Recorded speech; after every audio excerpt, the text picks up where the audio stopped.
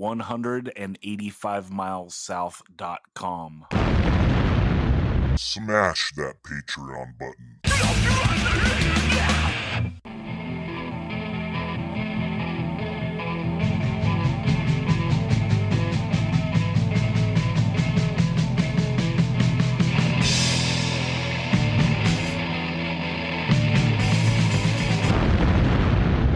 185 Miles South, a hardcore punk rock podcast.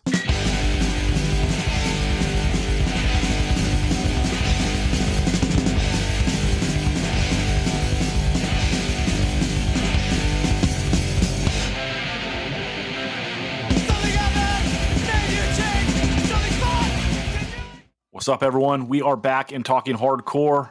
This week, we're going to talk 1986. Holy shit. Helping out, you know him, you love him. It is the best dressed man on the pod. It is Daniel Sant. What's up, Dan? A love-struck Romeo sings the streets a serenade. Dude, is that from this year? I don't know. Shameful if not. Also helping out, it is Ben Merlis, a.k.a. Ben Edge, a.k.a. Bedge. What's up, Ben? What's going on? What is going on? And rounding us out, don't call him Cincinnati. It's a man known as Clevo. What's up, Clevo? We speak of social unrest, conflict of interest, which in turmoil brings controversy. And that just speaks for itself. Someone's hitting the year. I love it. Yeah, everyone, we're diving deep into the year 1986. And if you go back in the archives, we did a episode with Pops where we talked about what we thought was the best year of hardcore other than this current year. Don't get at me. And I chose 86. I think it is a great year of hardcore. It's still pretty early. It's before it gets, it kind of gets blown out in 84. But then as Pops talked on that podcast, in 85, it kind of reshapes and there's these different lanes that get carved out. And then in 86, you get a lot of bands putting out their best record. And this might not be the deepest year as like when we did 83 or something like that. But the stuff that is here for this year is solid as fuck. This is some all-time shit, in my opinion.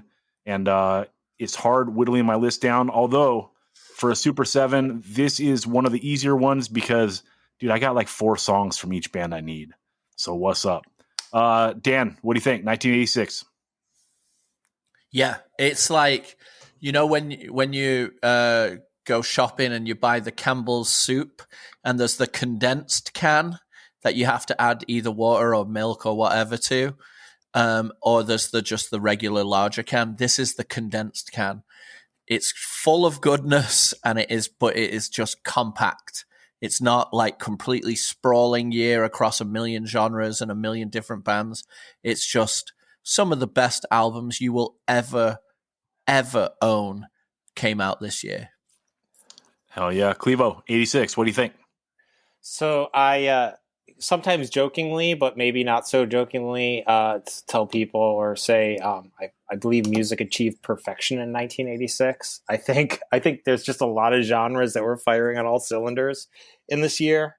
This is also a weird year for me personally because this is like my between 8th grade and 9th grade year is 1986. I was like around 14 years old. I had moved towns this year and went from being like,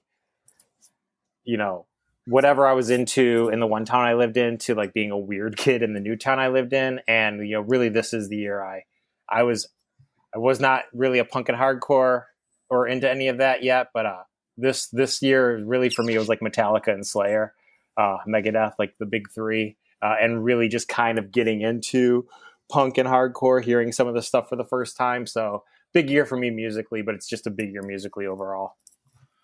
Yeah, this is the year of Master of Puppets and Rain and Blood. Yeah. So, holy cow. On the metal front, Jesus, kid. All right, Ben, 1986, what's up? By 1986, hardcore was over. The participants died, failed, lost interest, moved on, OD'd, got girlfriends pregnant, whatever, but there was more. The scene itself committed suicide. Psych, that's 1986 according to Stephen Blush. And we can get into that later, but here's what really happened in 1986. No, let's get right into it since you had to troll us like that, right? Stephen Blush, you can go fuck yourself. fucking poser. Jesus Christ. You know, like, what? Did he never hear the fucking Final Conflict LP? Comes out in 87, dude. You know? Has he ever heard We're Not in This Alone? I know. What a fucking goofball. So, yeah, Stephen Blush, every time I see you on a documentary, I'm like, this documentary sucks.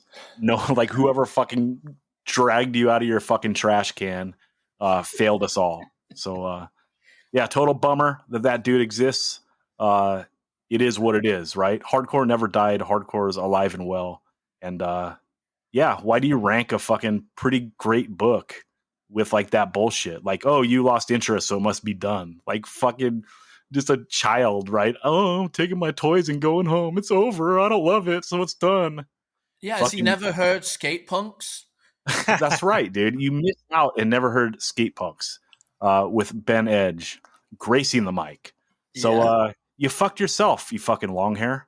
It is what it is. Well, Dan, you want to touch Blush before we let Ben go on? I just think that anybody who speaks about absolutes when it comes to punk and hardcore has no grasp of what punk and hardcore is. You can't have an absolute when it comes to this because it is bigger than your opinion.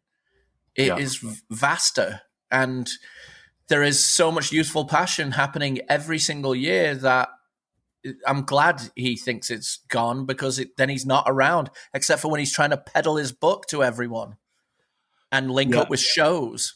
Fucking That's turd. right. That's right. It's like, oh, I'm going to do a slideshow and pimp my book at a what kind of show? Okay. But, anyway. But also, how many people who were around at the time were really had that attitude? Quite a few. You know, thinking. Quite a few. You know, which is strange. thinking that like people like SSD who think that if you weren't there at the time, you don't deserve to hear the music, or like that, you know, this thing was dead, and the bands, like, you know, whether bands were going metal or becoming rock bands or whatever they were doing, or moving on or growing up or whatever, and then thinking like the kids, like youth of today, were doing something silly. Right. Well, sucks to be wrong, dude. Happens to me a lot. Also, but never that wrong. Yeah, but also, let's say you hate Youth of Today. It doesn't matter. They're technically a hardcore band. Therefore, technically, hardcore is still alive. Like, it doesn't matter what you think of Youth of Today. Am I wrong? Right. Okay. No. So you're in this instance, Ben. You frequently, but not Yes. in this statement. That's right. That's right. Are you asking overall or in this direct question? all right, here's what really happened in 1986. Debut releases by Slapshot, Instead, The Offspring, Dag Nasty, Underdog, Crumbsuckers, Crippled Youth, Lemonheads, Beowulf, Straight Ahead, Egg Hunt, False Liberty, Blast, and Husker Du signs to a major label. Dag Nasty fires their first singer in early 86. Their second singer quits in mid 86, and they get their third singer by late 86. Bad Brains get groovy. 7 Seconds gets wimpy. Naked Raygun, DI, False Prophets, Mad Parade, and White Flag keep what's left of 1.5 alive, and then the Adolescents save the day by reuniting in the nick of time. It's a big year for crossover with releases by Cro-Mags, Ludachrist, Crumbsuckers, The Accused, and Beowulf. Bands who break up, Embrace and Rites of Spring, so the first emo tears are shed this year.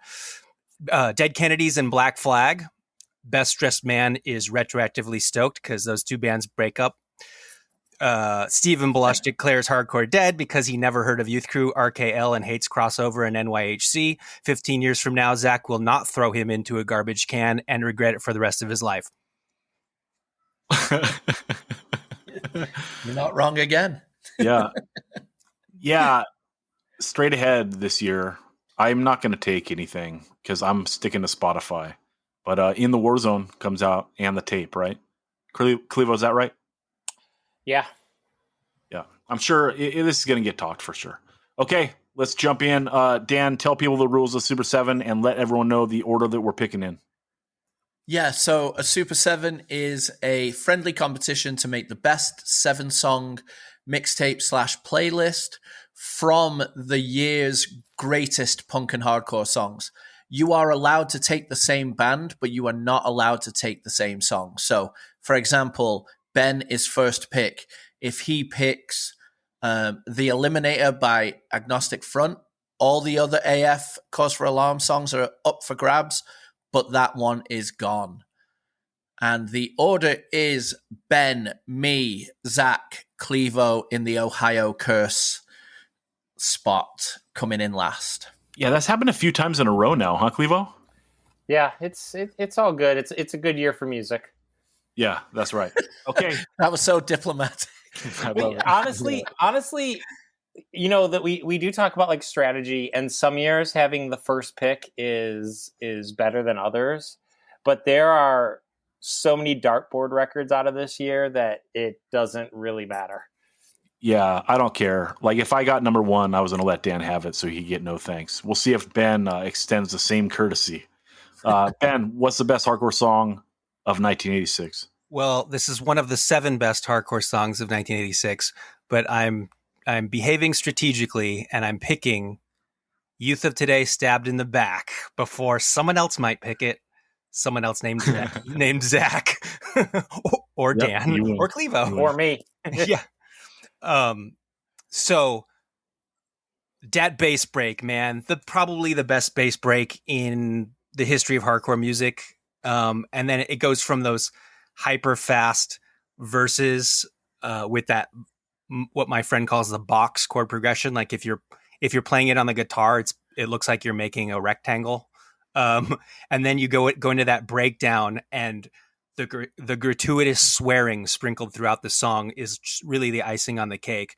And then you have the subject matter, which, you know, it serves as like the whole song, lyrics included, serve as the blueprint for so much of the Youth Crew shit up until present day. And the interesting thing about this song is it was like sort of it was baked perfectly in an oven over the course of 3 or 4 years, because it starts out as a Young Republican song called Respect for Authority in 1983, which is just the original lineup of Youth of Today with a different singer and different lyrics. I don't know what he's singing, but there's no bass break at all. It's very sloppily played. Then, you know, Youth of Today forms, you get Ray on vocals. They record this for Connecticut Fun, I believe in 85, maybe 86. And so that's, you know, that same original lineup with Darren and what is his name? Darren Pesci and Graham Phillips. Put some respect on his name. Hey man, he's the original. And then you have Graham Phillips. You have Graham Phillips actually playing the bass break, but then it gets re-recorded again for Break Down the Walls. And now at this point, you have Drew Thomas on drums and you have Craig Ahead on bass, and it's like perfection, like chef's kiss. Craig's an exceptional bass player, and he's doing those notes justice. And we have the definitive version of the song. Yeah, perfect hardcore song. One of my favorites of all time. And that's it. We were brothers, you and me, loyal to the hardcore scene. I thought there was a ghost of truth. Then something happened to you. You changed. Stabbed us all in the fucking back. So good. Yeah, love it. Dan, what do you think? I mean, do the backups get more perfect? Because, you know, it's not as what you would call like full on Youth Crew backups that like become a little bit more front and center like later on, but they're just the fucking lies. Yeah. Right in the back. They're just so perfect. Yeah. Well, it's 86, right? There's no tropes yet. Yeah. Like, it's so young, the style. So, like, yeah, it's not like the giant, like, weighted backups where you're just trying to have 2 syllables. It's like they're actually, you know, I'm going to take a song, hopefully, and it's got the greatest backup. The thing that is so great about it, though, is that those backups are very clear to hear, where he is just literally a weed whacker motor going like through the thing, and that's what makes it so perfect. Hell yeah. Clevo, you want to speak on this, or should I shoot it to Dan for his number one? I mean, this is probably my favorite Youth of Today song, and yeah, definitely at the top of my list. So Ben got a keeper with this one. Hell yeah, respect. Dan, are you taking no thanks, or are you turning your back on everything you believe in, like you did to Minor Threat on the Straight Edge Super 7. No, I'm redeeming myself and I'm taking no thanks. It arguably is the greatest hardcore song ever written. Like, it's up there. I mean, I always say it's the best non-Minor Threat straight edge song, but I took it over all the Minor Threat straight edge songs. So there you have it, You deliberately put your head in a mindless state. Like, that's so wordy, but yet he sings it so awesome coming right out the gate. Intoxicated, you do stupid things. Like, the way he just rides the track, like, on the verses is amazing. But then when you think, like, oh my God, that's like God tier vocals, like, that's so fucking good. Then when it goes to the two different, like, I don't know if we can call them pre-choruses or bridges or whatever, but if drink is what it takes to be accepted, I'd rather stay away and be rejected. Like that second verse-ish thing. And then it goes into the highly beautiful, reverbed out, finally, you understand drinking doesn't make you a man, not me. I know what's smart. And then it goes way further on the reverb with, does it make you feel better when you drink? Now you're laughing and today you're happy. Oh my God. This is perfection. This is the best, arguably the best hardcore song of all time. I mean, it's definitely in the conversation. And as far as I'm concerned. And yeah, I'm so happy to take No Thanks by uniform choice. I love it. I love how long the riff is. So sick, dude. And like I don't know, riffs are really simple at this point, and that one's like long. Like, hell yeah, dude, just going for it. And the drumming's perfect on this record. It just is blazing fast, go along with the riffing, and then the singing to match. Like, it's perfect hardcore. This is one of the greatest songs of all time on one of the greatest albums of all time. I'm glad he took it number one. Clevo, what do you think? Yeah, talking about Stab in the Back first, talking about this song, definitely one of the standout tracks on Scream for Change. Just a great record. And, we talk so much about, Capo and his voice and like, just how it cuts through everything. But, Dubar has such a distinctive voice on top of, being very lyrical. It's kind of funny to think that like when you hear Dubar, that he's like this massive muscle man, like, because the voice doesn't really go with the image of him. He's like tuneful, and he's a little more high pitched, and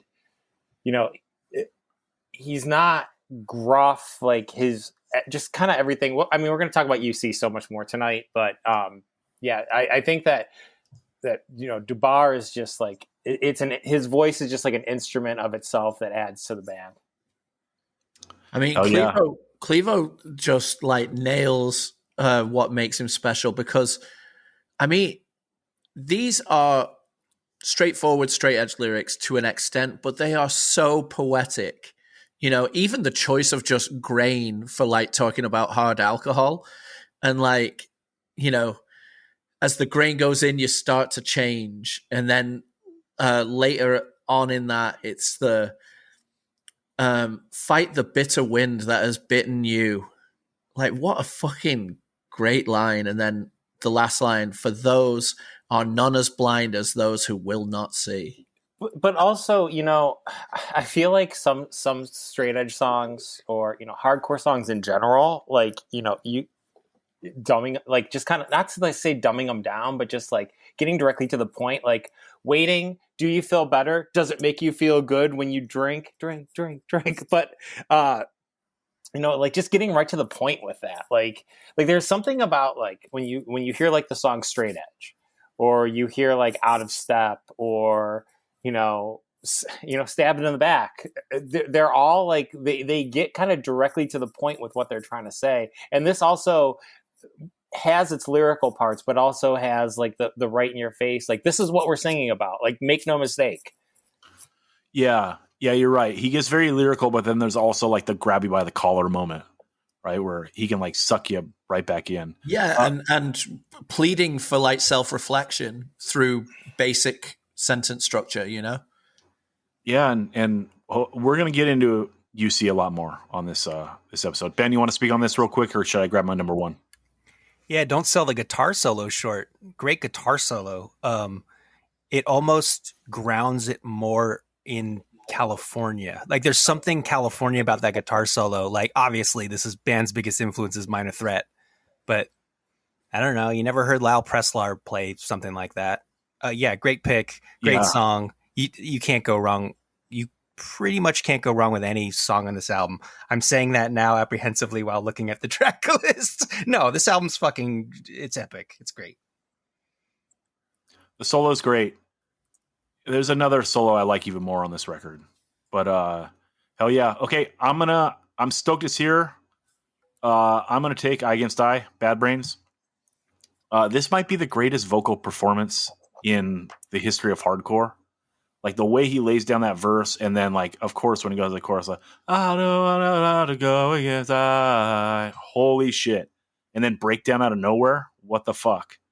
And then again, with his like singing on top, it's just magical, perfect song. It's Bad Brains telling the world, chase us, motherfuckers. You know what I mean? Like they lay down some of the greatest hardcore of all time, hardcore hits. There's a million hardcore bands going, by 84. And then it's like, here they come out 86. It's like, chase this, fool. You can't. Are you taking good. intro into Eye Against Eye? I can, if you prefer it that way on the playlist. I wasn't trying to get greedy. I wasn't going to steal Dan's gimmick. But yeah. I don't know. What do you think, Clevo?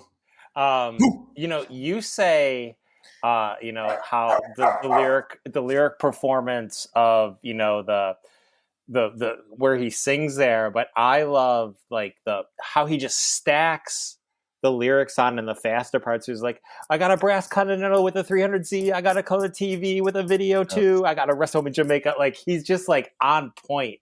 It's one of those things, when HR is on, HR is on. Yeah. Yeah. I mean, it's kind of like the same that we were talking about the Uniform Choice, right? It's like he can get very like wordy, but then like there's a hook, and there's a lot of, I don't know. I feel like this older hardcore, like they wrote hooks, you know what I mean? Like, I don't know. Hooks can be missing like as hardcore moves on. We go for just more extreme and not like catchy. Like this shit, it grabs you in. It's like, it's great songwriting straight up. Ben, you want to speak on this? Yeah. Great pick. It's like hardcore. It's like the first hardcore prog rock song. What I mean by that is like a song that is totally hardcore, no question about it, but it has all these complicated parts and tempo changes, and like you never know what's coming next. It's like an epic, complicated. This was first recorded in 1980 on the Omega sessions, and that was a tape that circulated around. And like, I'd like to think, and this is probably the case, that you get the Minor Threat song "In My Eyes" the next year, which is probably hardcore's second prog rock song. Like an epic song with a million parts, or 6 parts or whatever it is, because of this. And I think the fact that it was done on Omega sessions first and better than this, I mean, it's really just a production thing. I just prefer the drier production of the Omega tape. That kind of complicates things for me because I think of that as the better version. So I'm not picking this version for 86 because you know how it goes. But then that thing doesn't even really come out until like the 90s. So it's sort of lost in the sauce. But yeah, anyone who denies the greatness of this song, it's like, are you sure you like hardcore? Dan, you want to touch this, or should I shoot it to Clevo for his number one? I mean, the production on this with the like those parts is just, it's otherworldly. And like you say, the chasers thing, like that's interesting. I mean, they're unchaseable because even if they were leaving breadcrumbs, they'd be in such a wacky like way that nobody could follow them, and you just go in circles because this is a different. A lot of time people will say in England, like referring to something as like, "Oh, that's different gravy." Bad Brains have always been different gravy. Like they are literally unfollowable. 1986, we could probably say that this is the last time the Bad Brains were truly great. And that's not to say they haven't been good since then, but I think that this is the peak. Yeah, some people are going to argue that the Quickness is great. But is Quickness higher than this? No. And to be honest with you, I don't love it. But some people love it, right? And so and I wish I was one of those people that took the ride that far. But fuck it. I don't even love the side B of My War. So poser alert. I mean, Quickness is better than side B of My War. Respect. I respect that. Clevo, number 1.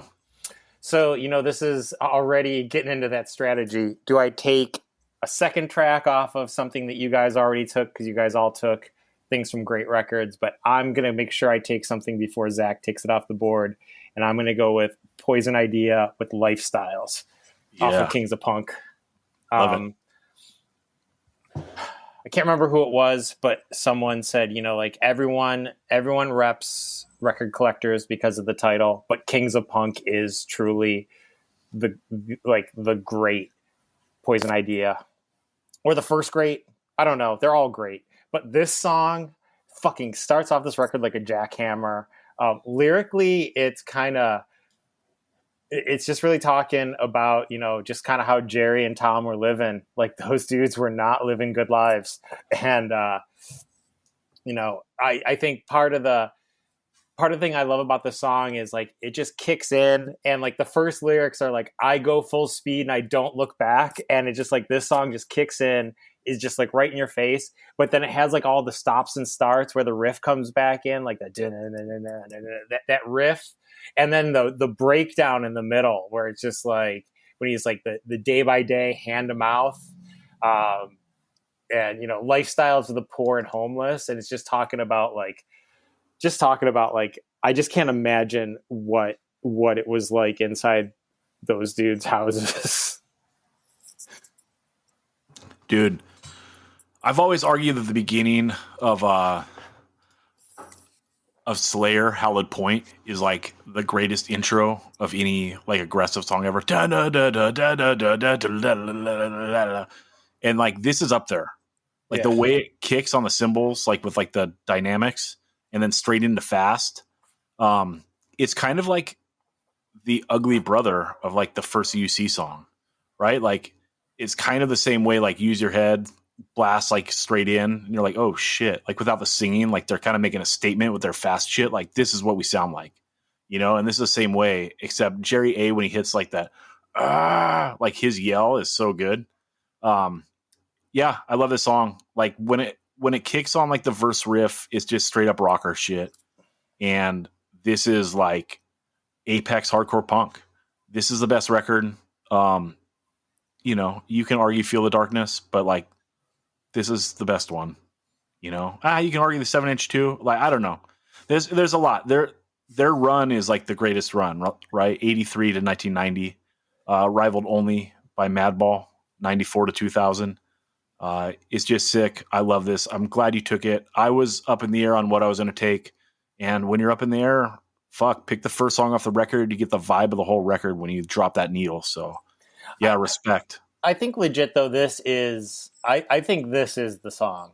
Regardless of it's the first one. I know we always take the first songs off of records, but I really think that this is the song.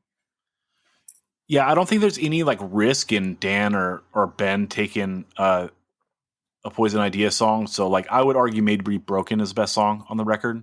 And that was the other one that I actually had on I had it down to Lifestyles and Made to Be Broken. So. Yeah, me too. They're the two, and I would be happy either way. So a lot of the bands on here, I got 4. I got 4 Youth of the Day songs, but Kings of Punk, I just have 2 ready to go, and those are the 2. but the whole record's great, right? Like those are the tent poles, but like they exist in like a sea of awesome. So that's what's up. Ben, let's go to you for number 2. All right. I'm going back to the Wishing Well, that is, Wishing Well Records, 1986, Uniform Choice, Screaming for Change, title track, the song Screaming for Change. This would have been my first round pick, but I knew Dan was going to pick No Thanks, and I just hedged my bets that Zach was not going to pick Screaming for Change, or Clevo.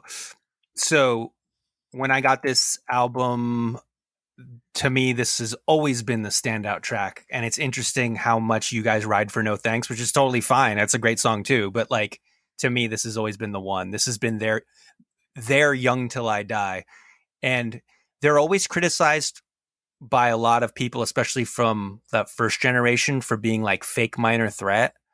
But could this song really be a Minor Threat song?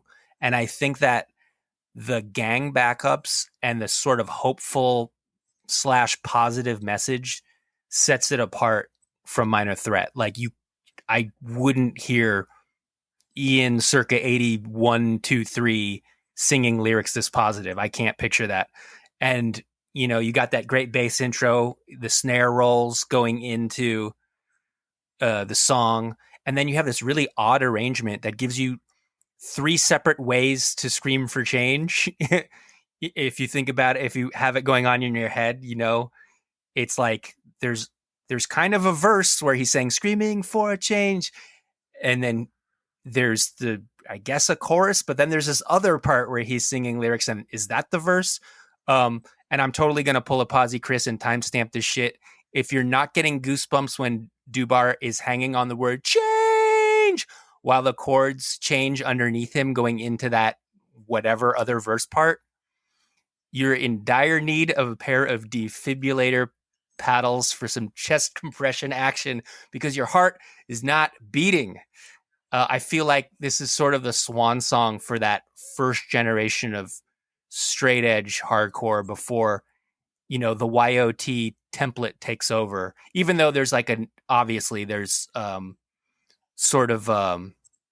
there's an overlap between Uniform Choice and Youth of Today, but it's like the Youth of Today model is what kind of perseveres going forward at this point. So this is sort of like kind of putting a fork in the whole Minor Threat thing. And the other thing is, it's interesting to think, I was just thinking about this today. Uniform Choice, Stag Nasty, and Verbal Assault all put out their debut 12 inches this year. They're all pretty much based on Minor Threat, but none of those 3 bands sound like each other. So that's kind of interesting. I would just say that the Youth of Today formula is the Victim in Pain formula. So, yeah, but Uniform Choice, like they're doing fast songs that don't have tempo changes, right? They got a couple.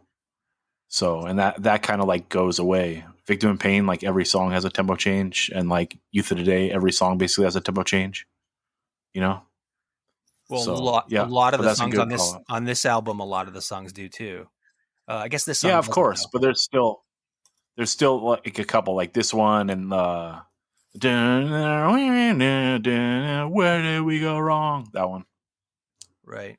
Got that fast blazer. Okay, Dan, we're going to talk UC a bunch, so let's just go to you for your number 2. Okay. Well, we do have to go to another track 1 because, you know, it's the same thing that Clevo just said. There could be a few on this one, or there will be a few on this one, but the track 1, just the way it starts, click, click, do, bam, bam. We gotta know the Cro-Mags off of Age of Quarrel. The vibe that you get as this song just comes in is you're in trouble. Like, this record is gonna, put you in trouble. It's so fucking like vibey and menacing and perfect. And then you've got John Joseph doing his, HR worship homage. that works so well over this, and the backups are perfect. The sound at Normandy sound is just, I mean, what this kind of hardcore should sound like. Like, they capture it absolutely perfectly. It's just, it's perfection. Like, it's another song, and lyrically, it's, so good too. Like, searching for the truth to keep us alive. Gotta break these shackles. Gotta break these chains. Like, it's urgent. It's like just hoping for something, scrambling for something, scratching and fighting for something. And it just, it's a time when hardcore was really like underdog, underground people music. And this reflects it so perfectly as a thing. Like, we got to know like what's out there, and we've got to fight for something more. And it just is, it's perfect. I fucking love it. We got to know. Unfortunately, not the last time that a band rhymed life with strife. It should have been one and done right here. But yeah, this is perfect, right? Like, talk about 86 and like these great all-time hardcore albums that came out this year. This is it. I mean, Cro-Mag's Age of Quarrel, you can't fuck with it, right? Like, this is one of those records where if you like hardcore, you like this record straight up. And I don't know. I just think it's one that is unavoidable to enjoy. Clevo, what do you think about this one? I mean, we're going to talk about the Cro-Mags more tonight, but I think there's just pre-internet, I don't even want to talk about the Cro-Mags in the 21st century, but I think pre-internet, there's also just such a mystique about this band that, like, you just didn't know, like you have Harley, who, was in the Stimulators, has a children's book with Allen Ginsberg, just a feral child from the Lower East Side. You have, Navy AWOL, Bad Brains roadie, John Bloodclot singing. You have a member of Kraut, like Mackie with on the drums, just is like so perfect for this band. And just like the stories just about all of them, and you see the pictures of them, like the pictures of them showering in a hydrant because they live in a squat. Like this band was everything. Like, I think that this is, I know personally for me, between this and Victim in Pain are probably the two records that mostly were like, yes, I want to be a hardcore kid. I mean, this is just this record's a total package. Yeah.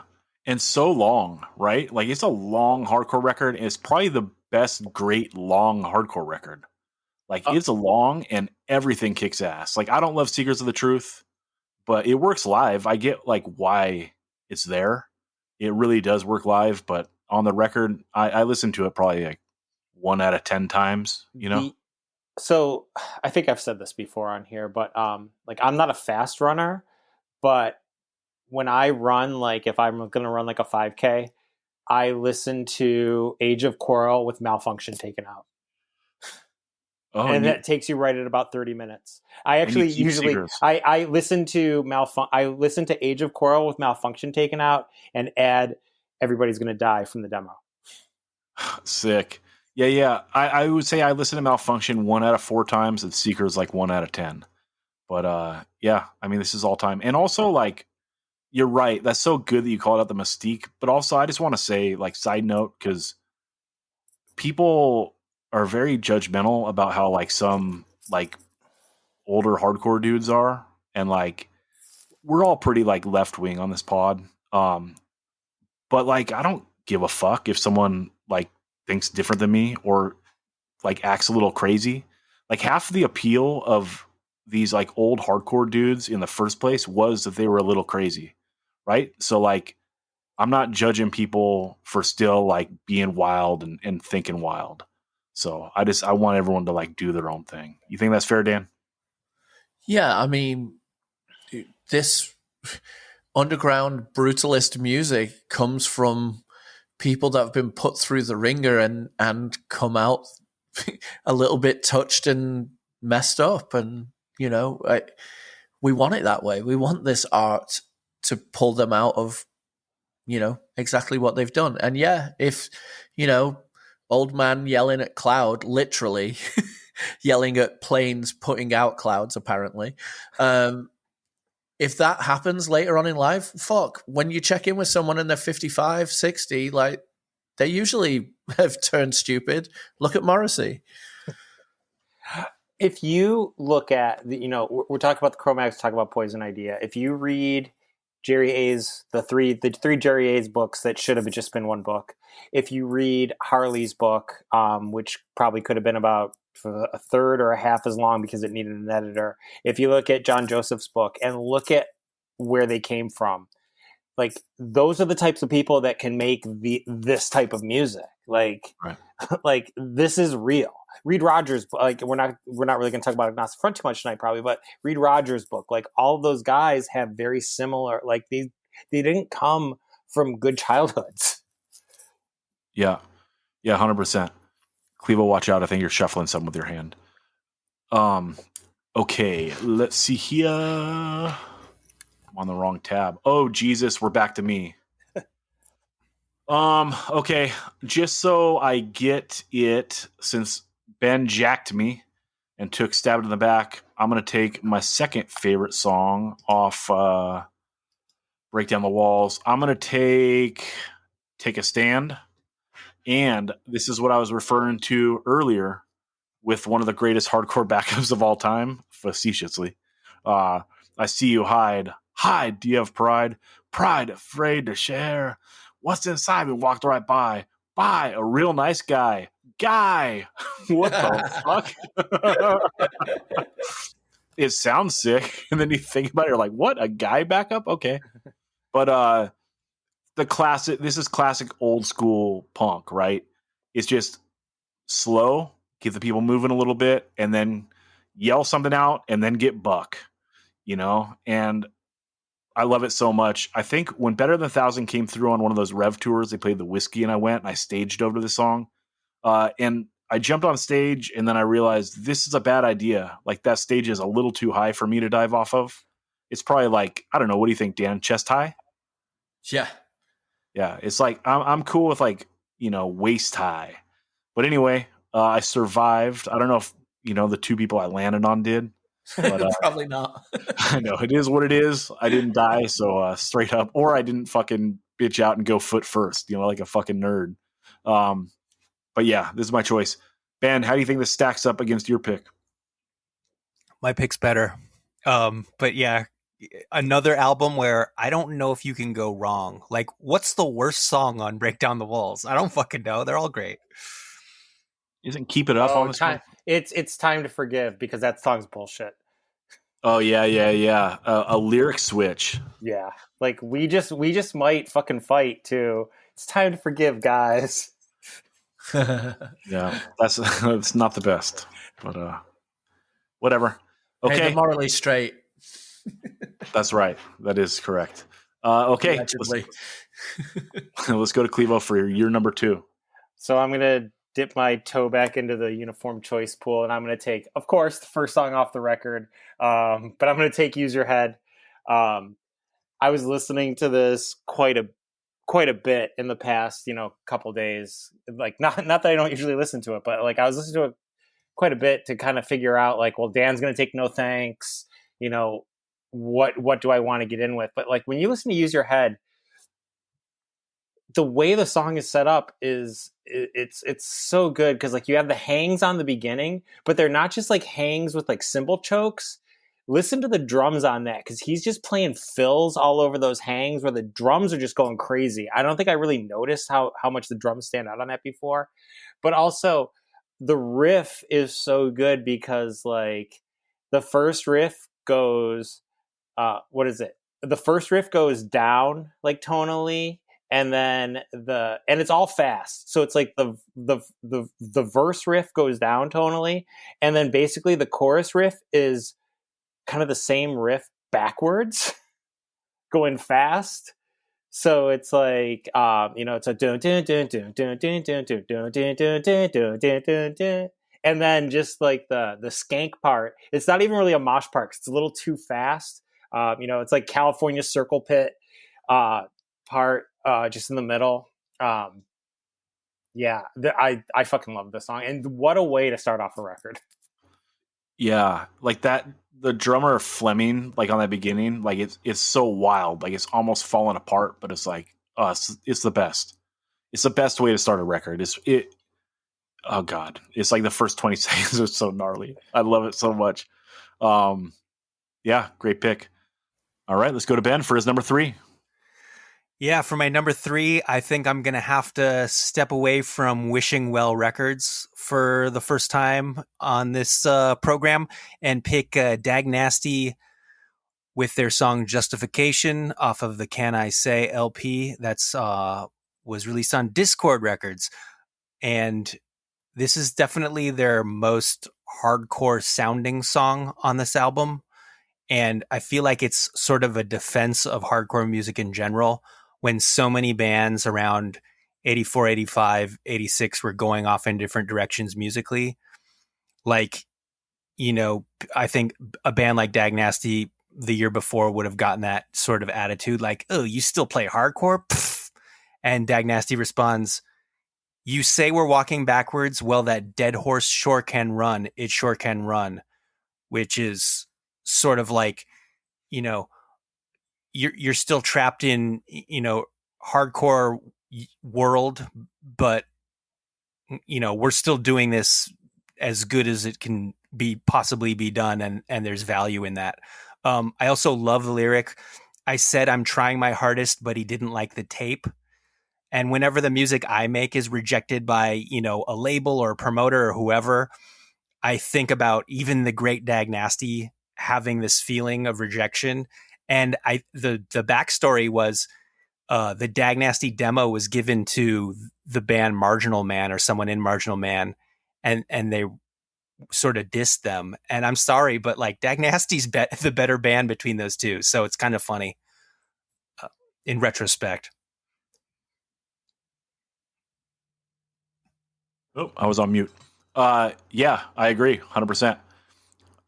Here's something that I think is funny. So, singer of this band has always been kind of a vocal, like, what's up? I'm a punk rock Republican. And it's pretty hilarious that like his current band is called Don't Sleep, right? Yep. Ben, that's correct, right? That is correct, yes. Yeah. So how sick is it that his current band is basically like it's like the definition of woke. Like, hell yeah, dude, you burned yourself. Oh, because that's all I got. Don't sleep equals woke. Yeah. I think, Right. This is before all those politics got into his head, I'm pretty sure. Actually, I don't know, but he didn't express them in this band, at least. Yeah, this record is great. All time. It's like as good as melodic hardcore can get. It's near perfect, Cleva, what do you think about this? This would be the song that I would take off of this record. I'm totally like pulling a brain fart here, but these are all Sean's lyrics, right? I'm not sure, but they are definitely not Dave Smalley's lyrics, because this song was recorded originally with the Sean Brown lineup. But that's not to say. Yeah. Sean So like so these lyrics predate Dave even. Like whatever they thought about, they obviously thought something about Sean. Just kind of funny that maybe they weren't as. I personally like Sean as a vocalist, but maybe they did make the switch midstream and added Dave, and then maybe they didn't like the tape either. Huh. Dan, you want to speak on this, or you want to take your number 3? I'll just slide on into number 3 if that's all right.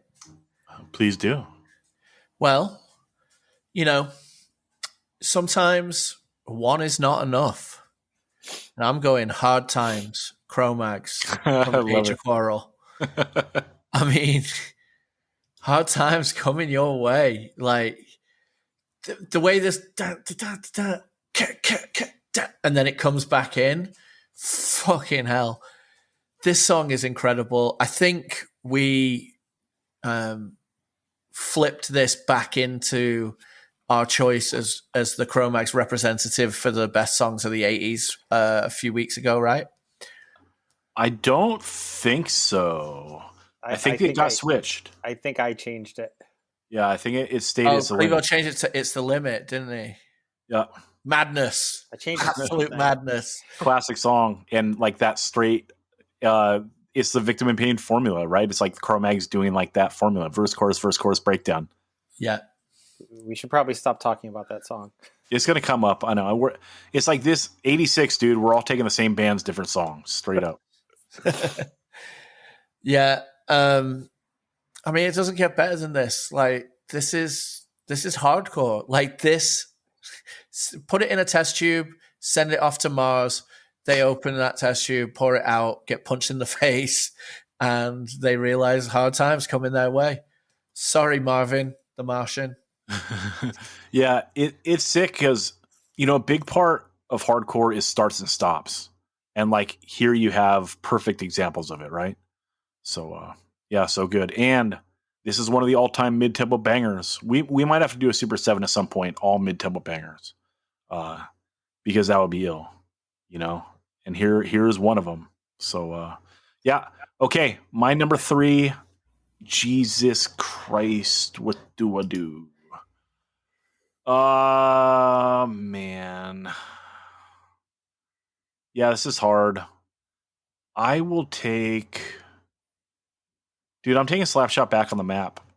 I love this song. I love how it kicks out of nowhere, you know? And then the sentiment of the song, putting Boston back on the map. Like, this resonated with me big time. When I did In Control in 99, like, we had one mission, and that was to put Nardcore back on the map, you know? And, like, we waved that flag high. And, like, I mean, I'd be lying if I said this wasn't like direct inspiration for like a band like waving the flag that hard, right? Like, here we are back on the map, dude.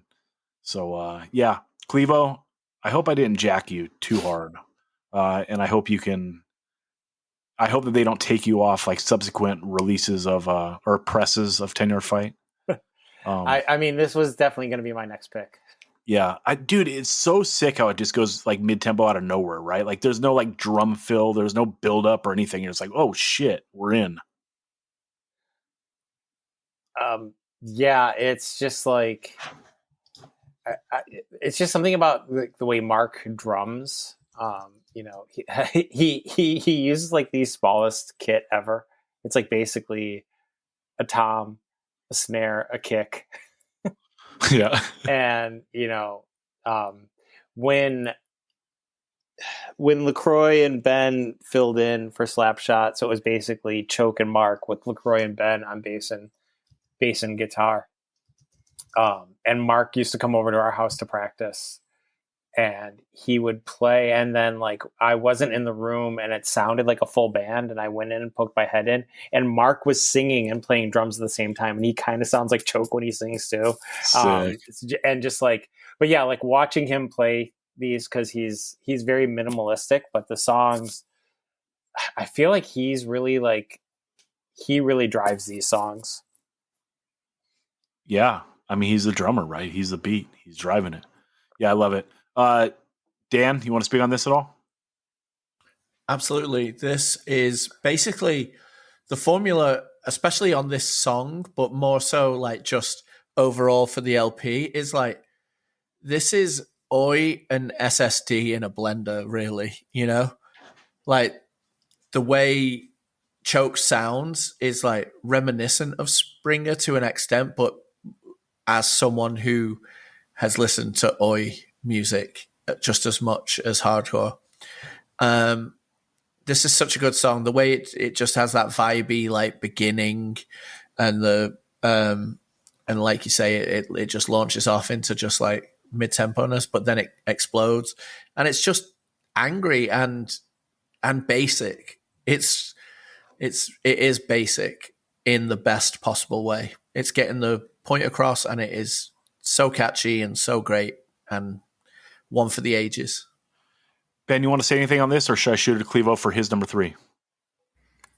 It's interesting. The sing along is in 3s. And usually, most everything in Western music is in 4s. It's like back on the map, back on the map. That's kind of interesting.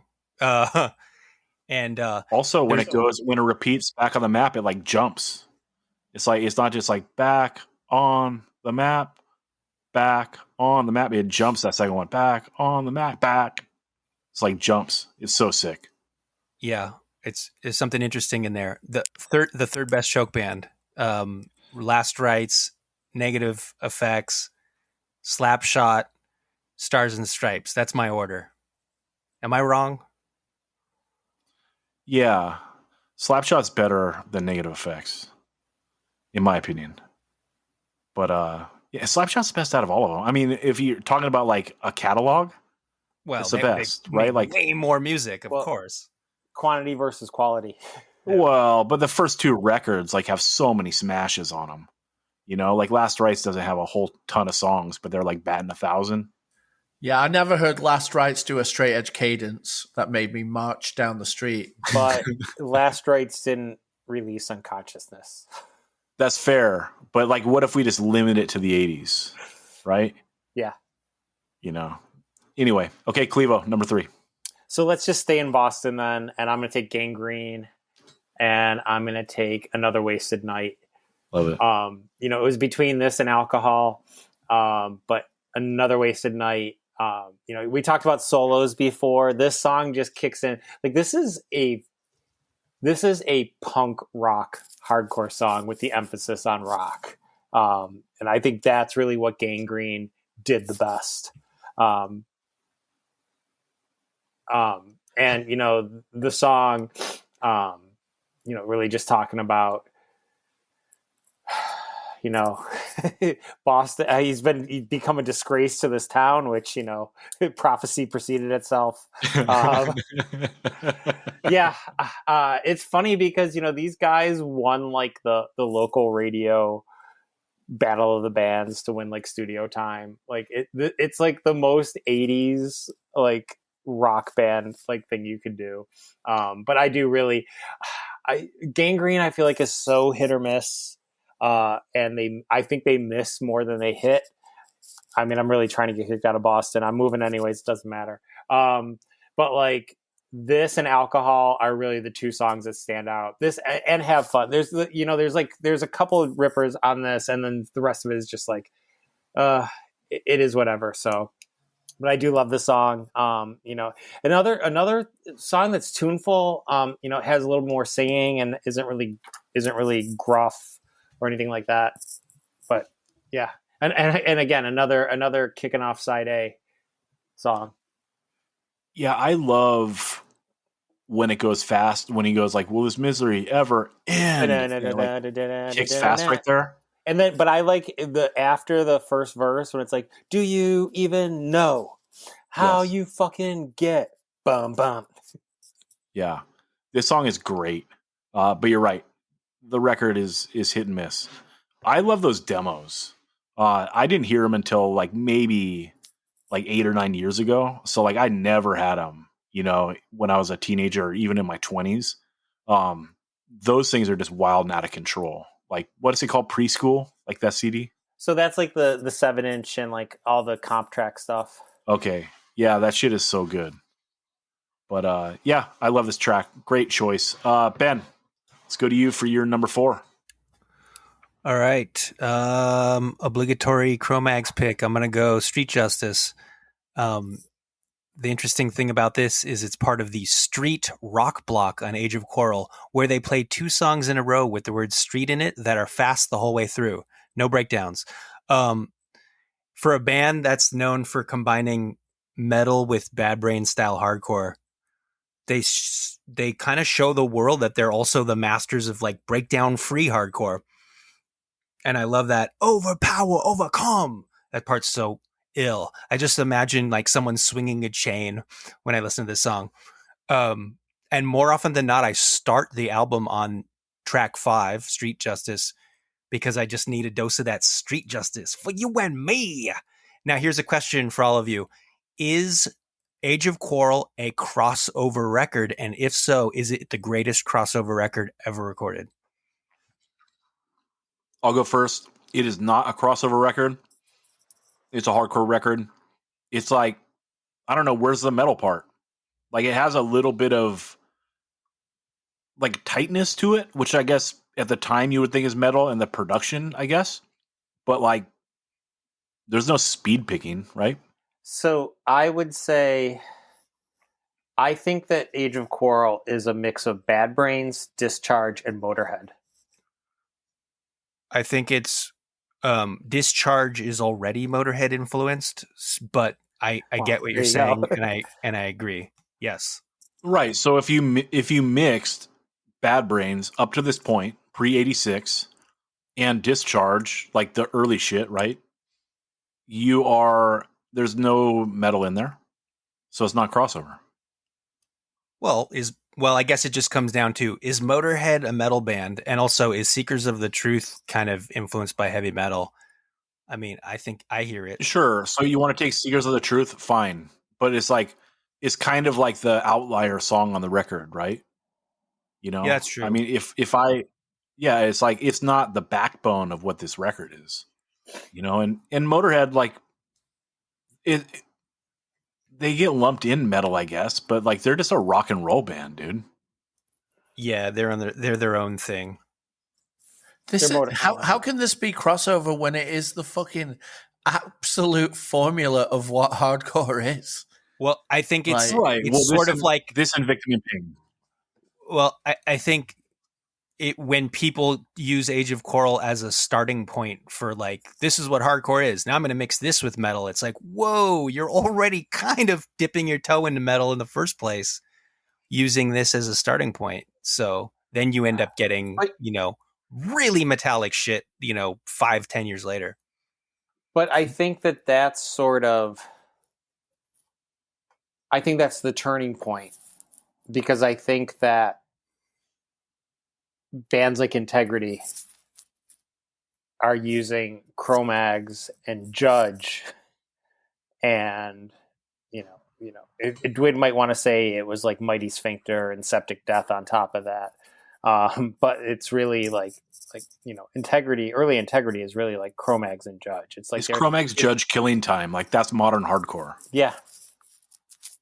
That's like the birth of modern hardcore. Like, those 3 records with like those modern ass recordings, like that's like the blueprint for where it would go. Like, you've lost the wildness of like the old hardcore sound, and I'm not mad at it. Like, those are 3 of my favorite records of all time, but they're different and they're modern.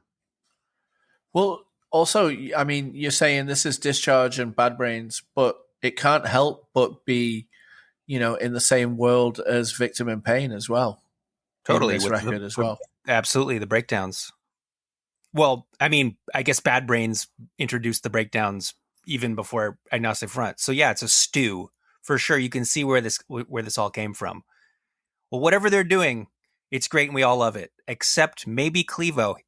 He hasn't picked one of their songs yet. I haven't yet either, but I'm gonna. Oh, that's right. And Dan pulled a Dan and picked 2 Cro-Mags songs. Clevo has to take It's a Limit, because he switched out Hard Times on the fucking best 100 songs of the 80s. So, okay. Watch me get silly. Oh, I know. It can happen. Dan, what song are you taking as your number 4? Okay, I am going to go with, while this is still here, there's so much that I want to do, but I have to do this because the song itself is just so good. So I'm going New Wind, 7 Seconds. Fuck. I think this song is incredible lyrically, sound, vocally, and just songwriting. And the positivity of it is amazing. It's just such a fantastic song. And I think Kevin's voice sounds the best. It, obviously like Young Till I Die, etc., is just incredible. But I really love the way his vocals sound in this, next generation of 7 Seconds. They don't get better than the way he sounds on this song. I think it's an incredible song, and it carries on with what they had laid out lyrically, and I just think it's one for the ages. It's just an amazing, amazing song, and I really, love the way he goes. Have you ever listened to a word I've said? Like, like I've been saying this for like 3 years now. We can do something if we all stick together, and it's that kind of like wide-eyed optimism that is in positive hardcore that I just am buying into. I'm hoping for better things, and hardcore has shown me that, we can at least make changes in our own lives to have better existences. If we can't transform society, at least we can do it within our community. And I mean, we could be the new wing, we could always be the new wind. Like, don't get jaded and just strive for something better. And that's what 7 Seconds does for me. And I love it. This is a great song. I never loved the production on this record. I don't know. I should listen to it again. I had it on tape way back. Never loved it outside of this song. So I will go back to it. Maybe Ben will take another track off this record and I can go past the title track. I don't know. Ben, what do you think? You said an expletive when Dan took it, so I assume you wanted this. I did. This was on my list of songs I was going to pick from. I should have picked this instead of Cro-Mags and then gone back to Cro-Mags. Fuck. Anyway, yeah, this is like the last batch of God tier 7 Seconds songs. This is from the 85 session produced by Imakai at Don Zientara's. So it's like got the Discord production, and then it gets tacked on to a bunch of songs they recorded a year later that are notably less ferocious sounding. I'm trying to be nice here because I already called them wimpy once. Yeah, this is incredible. Also, notice how at the end you hear someone go, wow. It's like, wow, dun, dun, dun, dun. And then it goes into, we're going to fight. And then it fades out. It's like, wow, they decided they wanted to have that be on the record. And that's the definitive version of them going into another song of theirs that they had already recorded and then fade out. Like, when you're in a recording studio, will that ever cross your mind? Any of us? Like, let's do a song we already did and then fade out on that. Like, I got to keep that in my back pocket. Maybe that would be an interesting little trick to pull. Or even better yet, you go into a song that your older brother did that was a cover, and then do that and make it sound even more God tier. That's right. That's the greatest example. But yeah, this is good. And Ben, they recorded We're Gonna Fight twice. It's on the 7-inch and the LP. Yep. So, and then here at the beginning, right? But yeah, Dan talking about Crucified, the end of the Madball song. That's what it's all about. Okay. Clevo, you want to touch this, or should I take my number 4? I mean, this was definitely on my list. I think this record gets some grief for being melodic. It's not quite they're trying to be REM, which I don't think that anyone who ever said that has actually heard REM. But for real. Yeah, this really is this is the last great 7 Seconds record. I am going to take God. Something's going to get left off, and it hurts. I'm going to take Poison Idea Made to Be Broken just to get it on there. That opening, melodic riff is so good. It's like one of those things that the first time you heard it, you feel like you've heard it forever. And then kicks punk, and then good God, man. And also, this might be the most sincere fuck you on any punk song. It's so melodic. I know. It's like it's so melodic sounding. He just goes, "Fuck you." It's like, hey, what did I do, bro? But yeah, it's sick. This is a perfect hardcore song, hardcore punk song, and yeah, need it on my list. Clevo, you said it was this one or the one you took, Lifestyles. How you feel about this one? I mean, it's like 1A, 1B. Yeah. But yeah, I think Lifestyles is probably in my top handful of Poison Idea songs, and Made to Be Broken is a great song, but it's probably like, just below that. Go ahead and take your number 4. I am going to go with, I got to go back to Wishing Well Records. I'm going to take Blast with Surf and Destroy. Yeah. This is really, it's a ripper. It's short. I don't know if it's necessarily as Blast flag as Blast can get. Like the song, like It's Alive, like sounds like Black Flag Jr. I think there's still like those Black Flag elements here, but it's a ripper. It's short. Let the world end, but not before I go out and shred. And you just think of this. When you hear this song, you just visualize Rob Roskopf jumping over the band playing. I love it. Watch people surf instead of the news. Hell yeah. It's so sick, dude. I love this record. I'm going to take something off it, I hope, if I don't run out of shit. Maybe Ben will too. We'll see. Ben, you want to speak on this, or you want to take your number 5? Yeah, it seems like there are more songs about skateboarding in punk rock than there are songs about surfing, but maybe I'm wrong about that. I don't know. Someone should do a definitive count. But yeah, this song is great. I'm not a surfer, but it doesn't matter. This was remastered years later, or remixed as the Expression of Power. See what they did there? And on Spotify, the original version is connected to the song before it, Time to Think. So it's like, that's annoying. What if I want the original version and I only want to hear Surf and Destroy?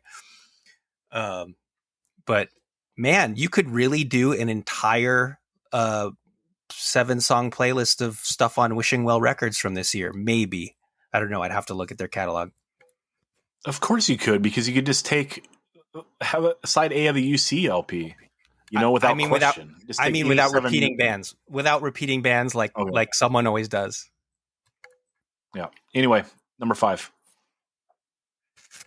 My number 5, I am going to pick Still Believe by 7 Seconds. That this is the second best song on the New Wind LP. I still believe, believe in these words too. It's got a breakdown too, man. By 86, everyone's doing breakdowns. I don't know. It's like these are definitely by far the 2 standout songs on this album. 100%. I was hoping you'd go deeper. These are the 2 that I know and love. Oh, yeah. I mean, isn't it that obvious though? Like they're the Ragers.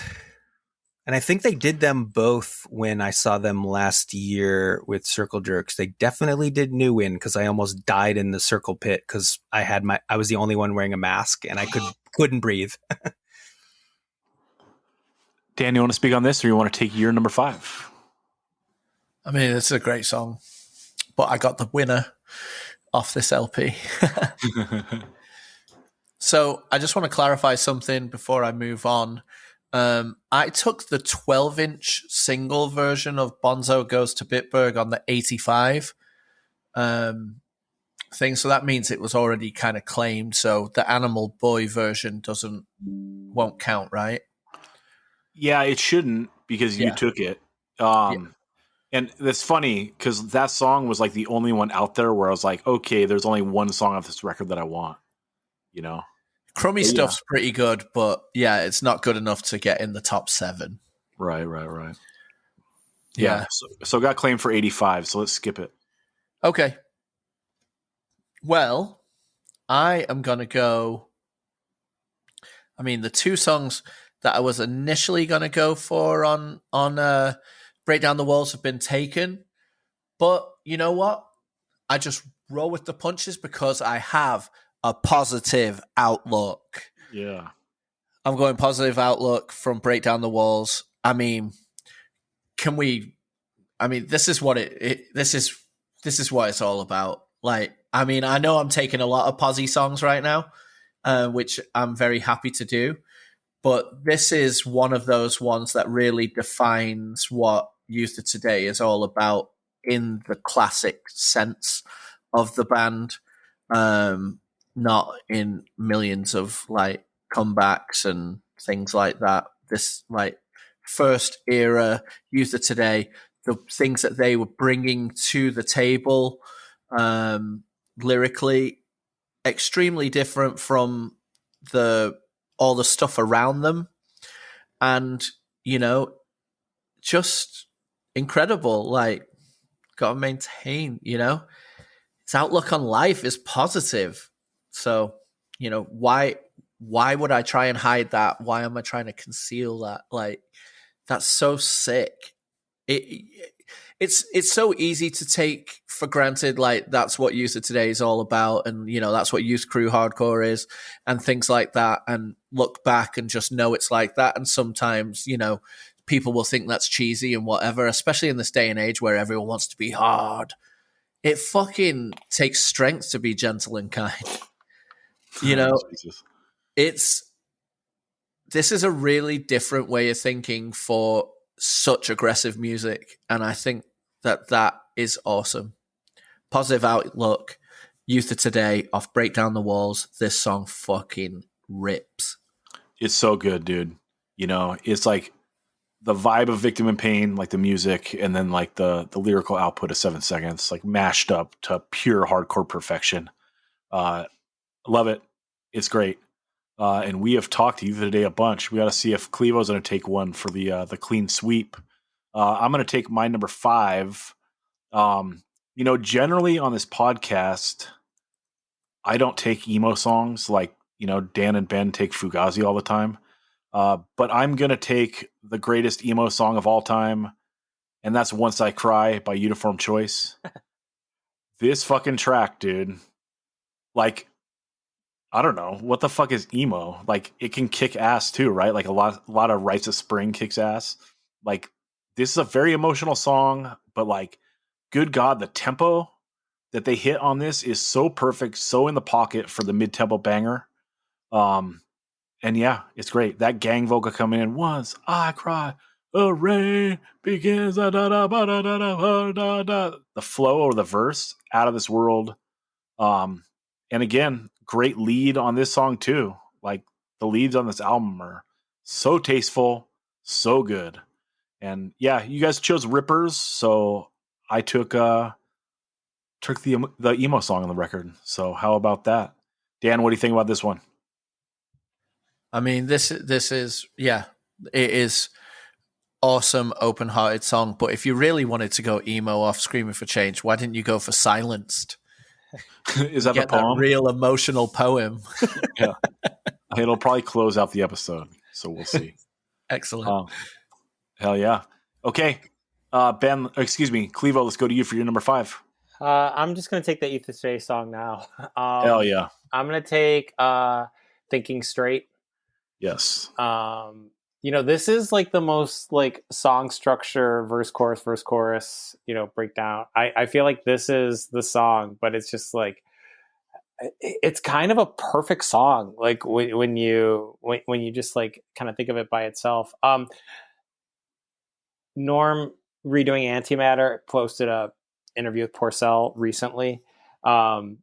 And, one of the things, because, we always talk about the other guys that were in the band pre this record, but it's like when Youth Today first started, we had Graham and Pesky in the band, and they weren't that idealistic. Our whole idea was to put together our idealism and our music and put together a band that we could rally behind. Our favorite bands always had messages: 7 Seconds, Minor Threat, and Youth Brigade. We wanted to inspire people with music, and these other guys didn't have the same vision. we were willing to drop everything to do the band. And that's really what I think that like, that is like what you get with Youth of Today. And I think that that's why they still resonate with so many people is those two guys, you know, when they finally found the people who they gelled with the best, and, you know, whether it's this lineup or it's the next lineup, like they had this vision that we were going to do this thing. And they really, it sounds so corny, but they really did change the world with what they did. And I think that this song might not be as cool as Stabbed in the Back. You know, it might not be as, you know, might not jump out as much as like Break Down the Walls or Take a Stand.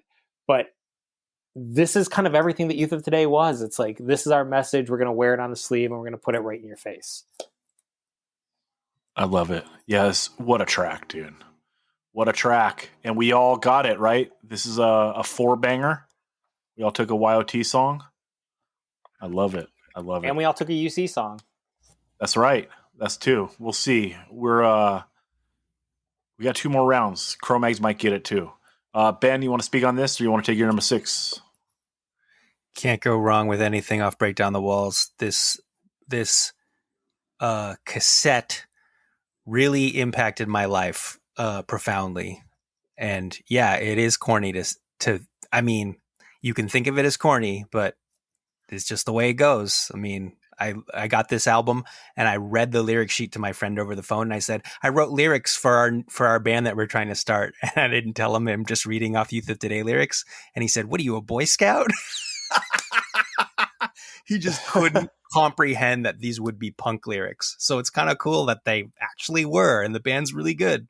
For my number 6, I'm going to pick what I was afraid Zach was going to pick when he said he was going to pick an emo song.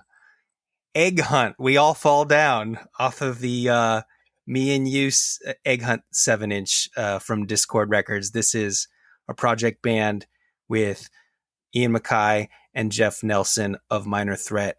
Ian plays bass, guitar, and sings. Jeff plays drums. I think they recorded 4 songs, and 2 have never surfaced. But there's 2 that are on this single. We All Fall Down. It's funny, like, just like Zach, I hated Fugazi when I was in junior high. When have I ever said that I hate Fugazi? Never. It's just they're not a hardcore band. That's it. That's all I've ever said. Fugazi, perfectly fine band. Anyway, okay, go back well, to I what didn't like Fugazi. Okay, you're the one that didn't like Fugazi. So you wear it. You don't have to put it on me. Okay, I thought you didn't like Fugazi. I'm sorry. Statement rescinded. So I didn't like Fugazi a long time ago when I was in junior high, and I was listening to KXLU, which is a Loyola Marymount University, college radio station that plays all whatever punk music, alternative, and they played We All Fall Down, and I thought, oh fuck, this song is incredible. I guess I like Fugazi. And I was like bummed at myself. And then they were like, that was Egg Hunt. And I was so happy again. I was like, I can still say I don't like Fugazi because this isn't Fugazi. Woo! Ooh, close one. And then by the time I was a senior in high school, I liked Fugazi as well. But this song is just like, it's just one of the catchiest songs ever written, in my opinion. In search of a quiet life, we all fall down. If you know the song, it's playing in your head right now. One of the best. Dude, I've legit never heard this in my life.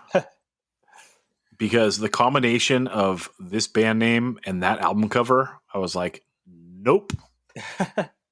So I will listen to it for the first time ever on the playlist. Everyone, 185milessouth.com. Click that playlist link at the top of the page, and there is a playlist for every episode. I will listen to Egg Hunt for the first time, and you all can jam out to this playlist. Dan, what do you think about this one? You're so stoked to listen to Egg Hunt because it's really great. It's really great, and this song is really, really great. Hell yeah. Clevo, you want to speak on this, or should I shoot it to Dan for his number 6? I just want to say I was today years old when I found out that KXLU was Loyola Marymount's radio station. That's sick. Okay, Dan, number 6. Okay. Um.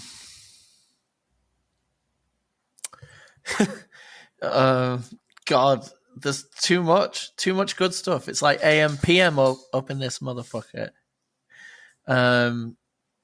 Very difficult because I'm trying to see if I want. No, Zach took it. I wanted Eye Against Eye, but then I was just revisiting the Bad Brains record to see if there's anything that can touch some of these other things, and there's not. So I'm going World Peace by the Cro-Mags. The song is incredible. I mean, we don't need to get in any further. Most people know like what I've talked about on the other things, but World Peace can't be done. It just can't exist. Like it says it all. There's a fucking atomic bomb blast on the cover of the record. Like this is telling you everything, and it is the soundtrack to go with it. It's perfect. Fucking perfect hardcore. Like this is up there for the best hardcore LP of all time. So, 1986 has so many bangers. Now I'm going to have to synthesize what I want to get on there for number 7 because I've just gotten fucking Age of Quarrel wild. But all these songs were still there. I can't take them. Yeah, this is in the running for the greatest hardcore LP of all time. And this song is in the running for the greatest hardcore song of all time. It's so good, Because, like, when you're narrowing down, like, the best song from a band or, like, the best song in general of whatever criteria you're doing, I generally want to have a fast song, right? I like fast music. It's, like, kind of what kicked off this whole hardcore thing. So it, like, keeps things roots. And, yeah, this is great. Dan, and I'll bring it right in. I'll take my Cro-Mags pick. I'm taking Show You No Mercy. Going against what I just said, this is mid-tempo banger, but like the chord progression is like slightly melodic, but it's not melodic, and the lyrics are just out of this world, and the way John Joseph dances over this on the verse, like this is one of his greatest vocal performances for sure. And this is a song that I always come back to. Like, we've been listening to this record for decades now, and like anything, you go through burnout, and so like there's been times in my life where I've like played this album to death, and like the song that always draws me back in is this, right? It's like it's so punk and so hardcore and so just next level all at the same time, and the production and everything is like goddamn, and so catchy, dude. Again, like I was talking earlier, like with like these old songs like having hooks, right? Like this is a fucking chorus, dude. Show you no mercy today. I'm gonna kick you away, away.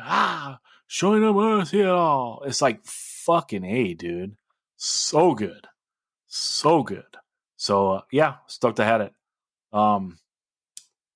That's that. Clevo, number 6. We're just gonna stay on the record. I'm gonna take It's the Limit now.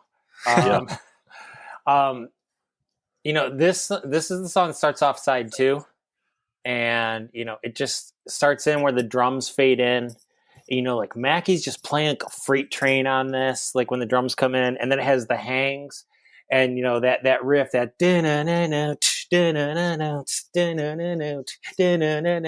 why you messing around with me, pushing you away, just like it just kicks in so good.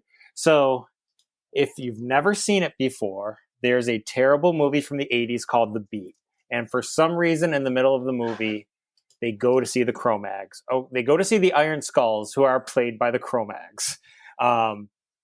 And they play 2 songs. They play this and they play Hard Times. But when it kicks into the breakdown, if you watch the video, and it's on YouTube, also if you find a VHS tape, I guarantee it is queued up to the end of the Iron Skulls set, because I don't know anyone that's watched the movie after that. And I can attest that my tape is there right now. But if you watch the video, from the right of the stage. Richie Birkenhead gets on the stage. They're playing at the Ritz. He runs from the left. He does Arsenio fist pump mosh move, and then he does the "my head hurts and my hands are on fire" like move with his hands around his head, and does an amazing stage dive. And that's really all the endorsement you need for how great this song is. Hell yeah. I love it. Yeah, the fade in, like, dude, sequencing on an LP is so crucial, right?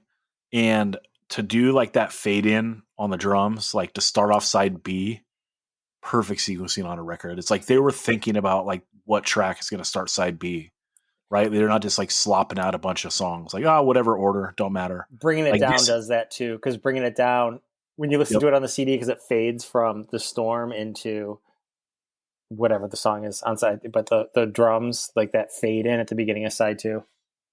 So good, dude. And probably inspired by this, right? I would 100%. Oh, also, if you watch the beat right after the Cro-Mag set, Porcell is sitting outside of the Ritz on the street in a Youth of Today shirt. So sick. So sick. Respect to anyone wearing their own band's shirt. If you don't ride for your band, why should I ride for your band? What the fuck? Okay, we're going into the heartbreak round. Ben, number 7. I just like to point out that It's the Limit and Don't Tread on Me are almost the same song, but it doesn't matter. They're both great. It totally works. Yeah, I'm gonna- World Peace too. All three are pretty similar.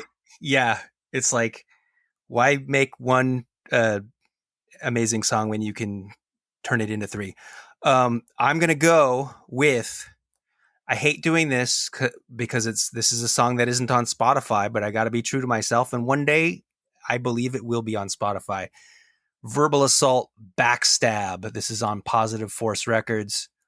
This was recorded at Don Zientara's in Washington, D.C., produced by Ian MacKaye, and put out by Kevin Seconds. So that gives you an idea, if you've never heard this record before, of what it kind of sounds like. Very Minor Threat. Throw in a little 7 seconds whoa, melodic backup vocals in there, and that's pretty close to what it is.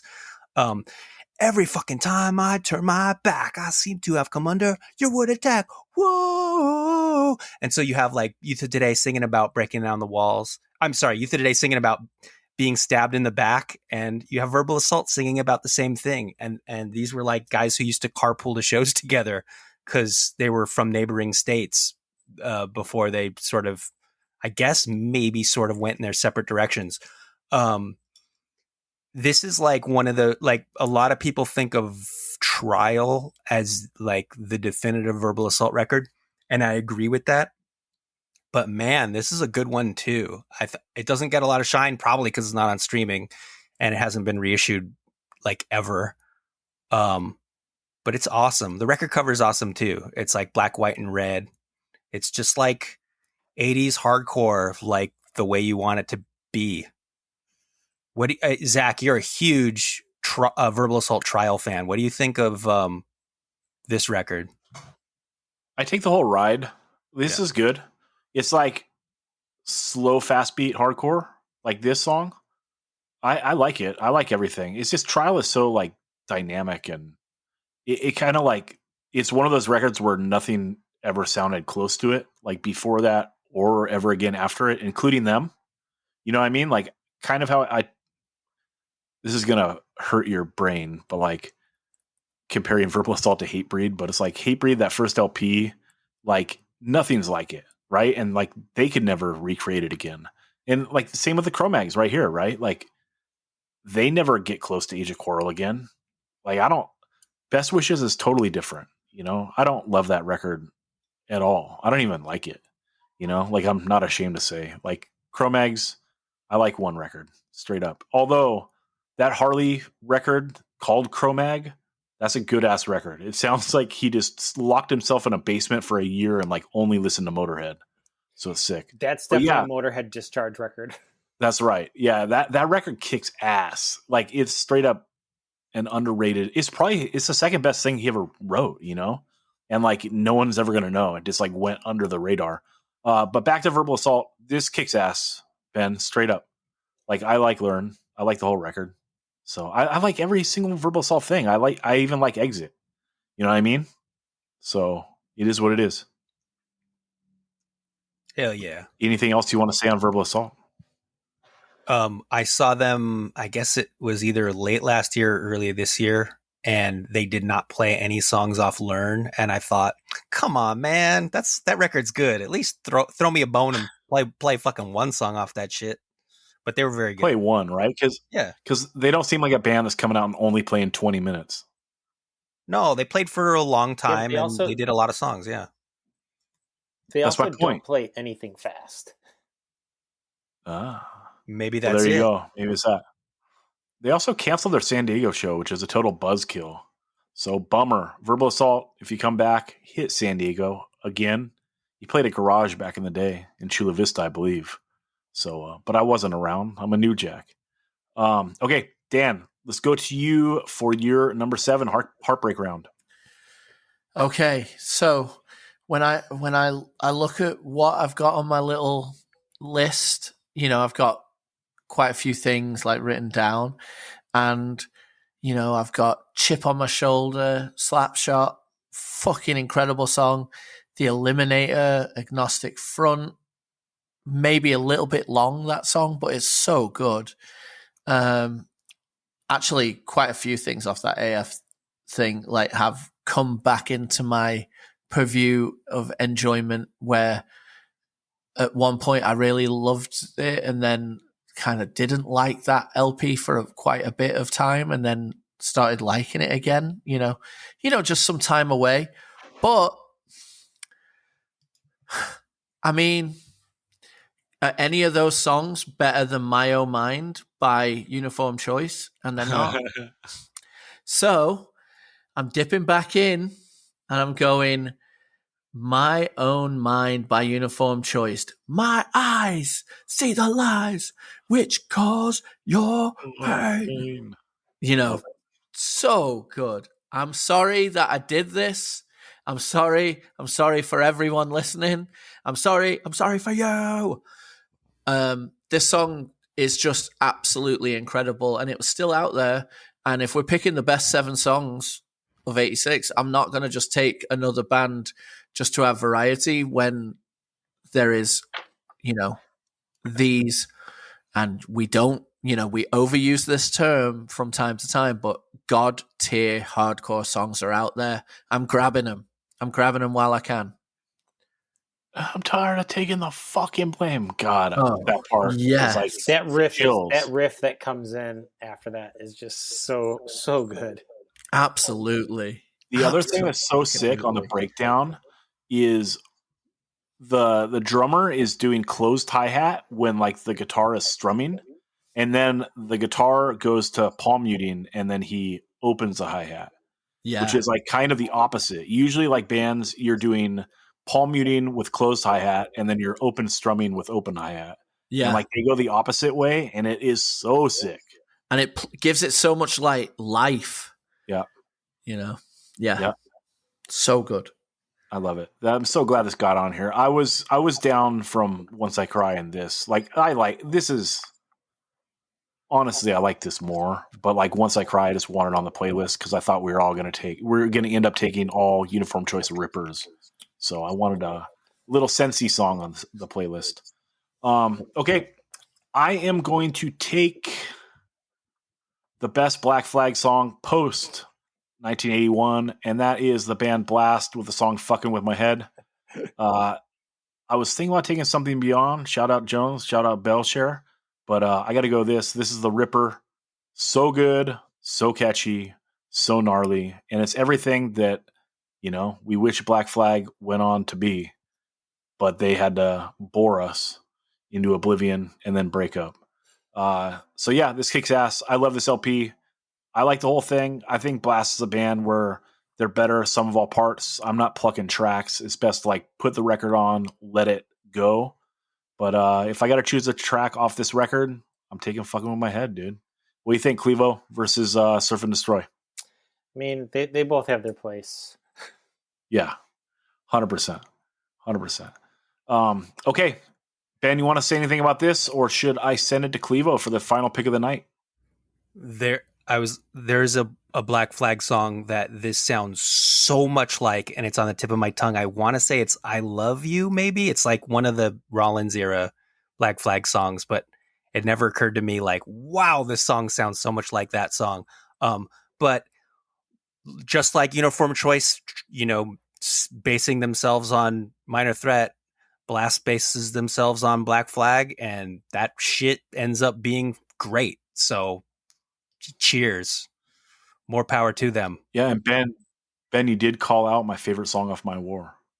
But, That's it, though. Isn't not that the better song? than this? Whatever Black decide. Flag song. Can't decide. That's it. That's what the song is based on. Yep. Thank you.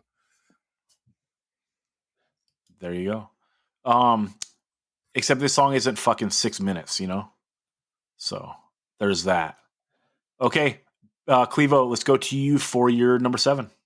So, I usually take a left turn and take something not on Spotify, and there's so much great stuff that's not on Spotify from this year. Yeah. But I'm taking something that I am shocked that Ben did not take this evening. I'm taking Home of the Brave by Naked Raygun. Nice. From the All Rise LP. It is, of course, Naked Raygun. We've mentioned quite a few times on here. They write an album opener like nobody can. But also they reformed in around 2006, I want to say it was, and they played Riot Fest before Riot Fest was like this huge outdoor festival. And it was at the Metro in Chicago, and I went out for it. Effigies played, 7 Seconds played, The Business played, and Naked Raygun headlined, and they opened their set with this song.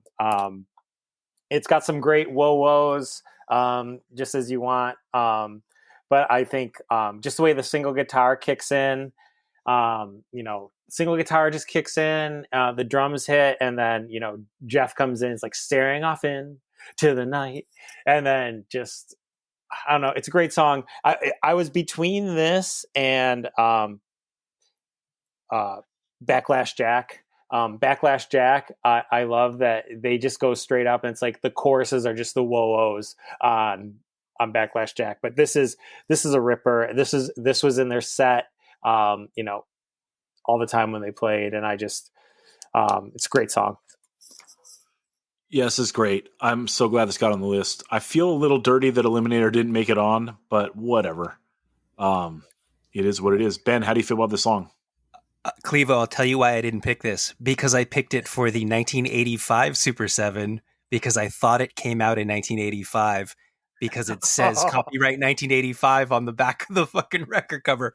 But you're right, it did come out in 86. And then I found out Throb Throb, which, I picked one of those songs for the 84. That came out in 85. So everything is just pushed forward a year. And I had no idea until like 3 weeks ago.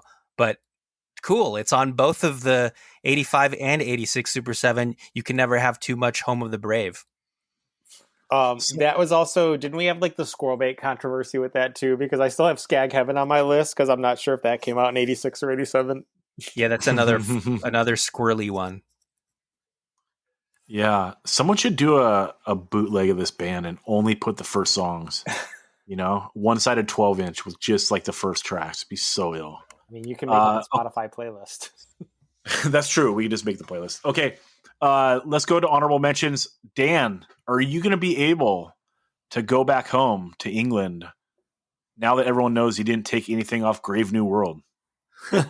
Yeah, if I was going to take something off English in my honorable, well, if it was going to be in my 7, it would have been I Stand Accused by Angelic Upstarts. So good. But also on that LP, they do have a song called Stab in the Back, so it could really just resonate with the theme. That's true. Do you want my honorables? Yeah, go ahead. Okay. So Stand Accused and Stab in the Back off Angelic Upstarts, Power of the Press. Multiple songs from Cause for Alarm, but specifically The Eliminator. Like you just said, you can't believe it's not on here. It is crazy. Eye Against Eye by Bad Brains. That I wanted that, but I was surprised that it went as your first pick. I mean, no disrespect. They're just unbelievable. I just thought, we were going to be messing around with stuff off of, the big four, as we've called them now. But other songs that I would say, Don't Tread on Me, Chromax, even Malfunction. I'm going to say that. Can I Say by Dag Nasty, the title track? Such a fucking track, didn't get chosen. The Crippled Youth 7-inch. So many good songs on that. And, crummy stuff off of Animal Boy by Ramones. And about 6 other songs off of Screaming for Change. And about 6 more songs off of Break Down the Walls. There you go. Those are all of my, no one took anything off of Sam Hain, November Coming Fire. Yeah, no one took anything off Crumbsuckers either. Yeah. November Coming Fire, the song, but just in general, that record and that vibe and that insanity, I'd be a poser if I was taking that stuff over, repeated songs off my pretty much top 3 hardcore LPs. So I'm not going to do that, but I mean, November Coming Fire, Sam Hain or Sarwen or Clevo will correct me. I'm really surprised nothing got chosen off of that. And yeah, there are fucking tracks on that LP. I'm out. Yeah. Something off Cause for Alarm I thought would have gotten picked. I don't love that LP. If I'm ranking AF, it's like Victim in Pain all day. Then if we include Live at CBGB's, that's number 2. Or One Voice is number 2. And then it's kind of a, dude, you know what? The 97 record might be my number 3. I've never loved Cause for Alarm. I know people love it. Although the Eliminator, especially live, is so undeniable. Victim in Pain into the Eliminator, that's so fucking classic. Yeah, I don't know. And the artwork for Cause for Alarm, fucking hell, so good. See, I don't love that either. Really? I don't love that either, and I don't love any of the copies of it through the years. I don't know. I like when you get into the demon shit, I've never really loved the happy demons, that has a more happy demon vibe. I like the evil demons, I don't know. It's whatever. It's classic. I can acknowledge that. It's got a devil skin coming to kick you in the head with giant fucking oxblood boots. But it's you guys made it a toy and it looks like it is a toy. It's oh yeah, that's a toy. It looks like a toy, dude. Anyway, yeah, something off that could have been picked. Something off the Crumbsuckers record probably should have been picked.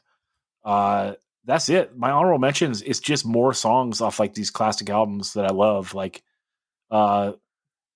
That's it, or that one Ramones song. But yeah, I feel pretty good about my list. Ben, honorable mentions. Descendants, Wendy, which is actually a Beach Boys cover, but it's a very good cover. The Lemonheads, Glad I Don't Know from the Laughing All the Way to the Cleaners EP. Sam Hain, Mother of Mercy. Firehose, Brave Captain. Blast, I Don't Need To. Government Issue, Visions and ? Husker Du, Don't Want to Know If You Are Lonely. The Damned, Alone Again Or, which is a cover by the Los Angeles band Love. Bad Brains, House of Suffering. Ramones, Animal Boy, the title track off Animal Boy. Gray Matter, Chutes and Ladders. Painkillers, I'm Living on Bulk Food from the Savages Are Loose DC Mystic comp. It is a terrible compilation, but this song has always had a soft spot in my heart. The Faction, I Decide for Me. Agent Orange, Fire in the Rain, which was in the movie River's Edge. So it was actually, strangely, the first Agent Orange song I ever heard. Underdog, Not Like You from the Underdog 7-inch. Crippled Youth, K-Town Mosh Crew. Instead, Time to Change from their Demo 86. The song Time to Change sounds to me like the blueprint for Pennywise's sound. I don't know if that's a coincidence or not. Angry Samoans, Psych Out 129, Justice League, Chain of Strength. That's where the band Chain of Strength got their name from. D.I., Pervert Nurse. Some sources say this record came out in 85. It in fact came out in 86. Crumbsuckers, Just Sit There, Squirrel Bait, Kid Dynamite, who knows what year that actually came out, Gangrene, Alcohol, and Straight Ahead, Spirit of Youth. Yeah, anything by Straight Ahead could have made it too, for sure. Clevo, honorable. 7 Seconds, Calendar, off New Wind. Agnostic Front, Your Mistake, which is kind of cheating, but it's the best song on Cause for Alarm. 100%. House of Suffering, Bad Brains. Crippled Youth, Can't You See? Great mid-tempo, just grinder. Really wanted to get that on there, and I didn't. Descendants Enjoy. There's a couple tracks on there. We missed the Crumbsuckers. Husker Du, Don't Want to Know If You're Lonely. Murphy's Law, didn't get them on there, so I guess that goes against what we said about the top 100 the other day. Samhain, I actually prefer Initium to November Coming Fire, but the song November's Fire or In My Grip are bangers. I didn't realize the Underdog 7-inch came out this year, and I probably would have taken them with my last pick. Slapshot, Chip on My Shoulder. The Underdog 7-inch was this year? Yeah. Oh. I said it in my intro. And he just said it in his honorable mentions, and that's when I saw it. Slapshot, Chip on My Shoulder, Verbal Assault, Gray, Septic Death, Hardware. It's not on Spotify. I really should have taken that. Gauza, Equalizing Distort, especially Distort Japan, also not on Spotify. One Last Wish, 1986. SNFU, If You Swear You'll Catch No Fish. Squirrel Bait, again, we don't know when that came out. Firehose, Brave Captain, Fernatus Copus. And it's not a song, but also in 1986 is the New York Hardcore episode of Donahue. If you have never seen it, it is fully on YouTube. When they're talking about the lyrics to Public Assistance and Vinny Stigma just appears, says what is basically Billy Madison's speech in the debate, and thinks he's just so proud of what he says. It absolutely makes no sense. It is the best thing ever. There's just like so many other things. Harley saying he never made it to school. Capo talking about bands going to major labels and the Cro-Mag staring daggers through them. Trust me, do yourself a favor, watch it. It is worth it, the 45 minutes. Yeah, we should do a watch along. That'd be good for a Patreon. That'd be fun. Yeah. It's the best. Yeah. Murphy's Law self-titled, definitely notable. Glad you called that out, Clevo. Crucial Barbecue up there. I don't Sit Home and Rot, Crucial Barbecue. Sit Home and Rot, Crucial Barbecue. Care Bear is the deep cut that has like multiple mosh parts. Yeah. We're gonna put this head to head at some point with the second one. I lean second one more than this. But we'll see. I got them both.